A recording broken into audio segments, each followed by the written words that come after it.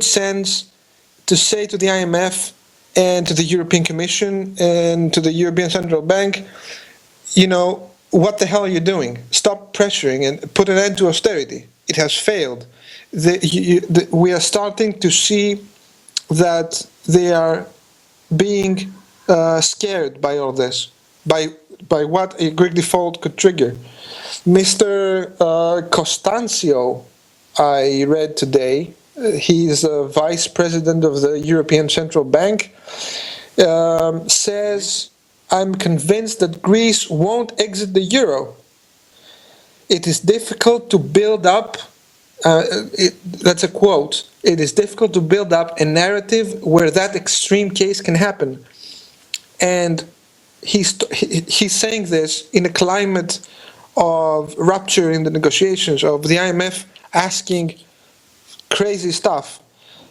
The negotiations are, Tsipras, the Prime Minister of Greece, is trying to get the negotiation up to a political level, because in the level of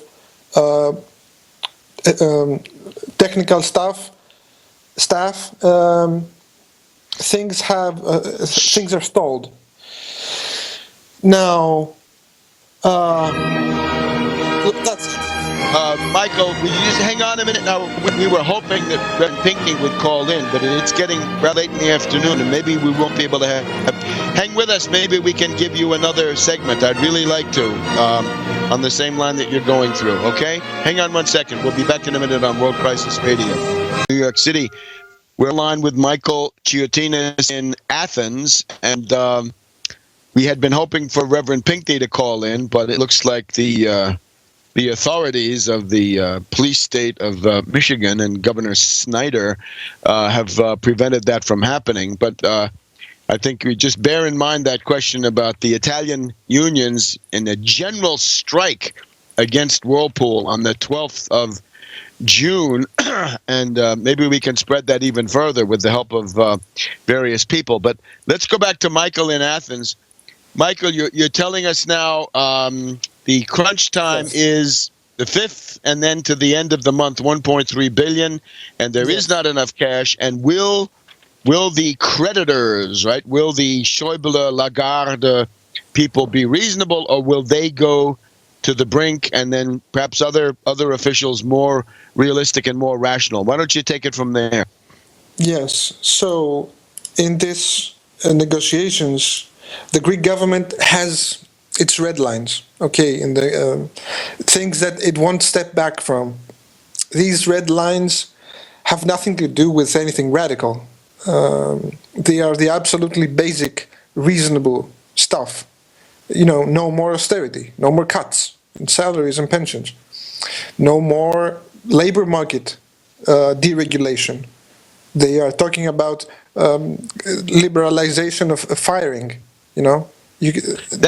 They now call that a reform. The London Daily Telegraph, when you're stripped of your job, that's a reform, and you should roll back those reforms. Yeah. This is what the Greek government won't accept. Things that would sink the Greek economy even deeper into recession. At least that. And we can talk about the Greek society. Now, the institutions, what we used to call the Troika. Now, let me tell you for a minute what is the difference, because many people say, what's the difference? We just named the Troika institutions, and that's what renaming is. Are we playing word games here? No, the substantial thing, the substance in this shift from Troika to institutions is that unelected, unaccountable IMF officials don't go into the offices of ministers and check their books. They don't come they are not accepted anymore in Greece, and they are not accepted in the ministries and the offices of ministers. So that's which was a process of humiliation, of political domination. It was a kind of, it was about,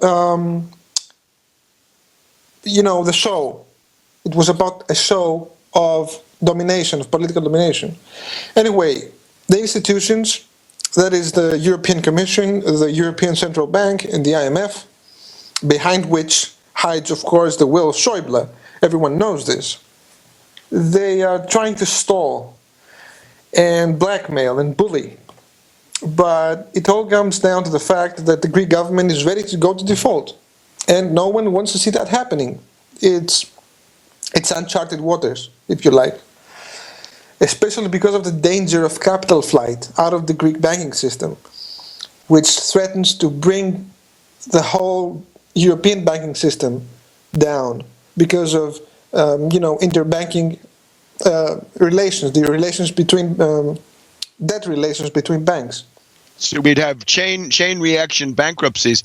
I think we can sum up what you're saying. Varoufakis said last week, pensions and salaries are sacred, and they will take priority if the money runs out. I would prefer to default to the IMF rather than on salaries, said Varoufakis.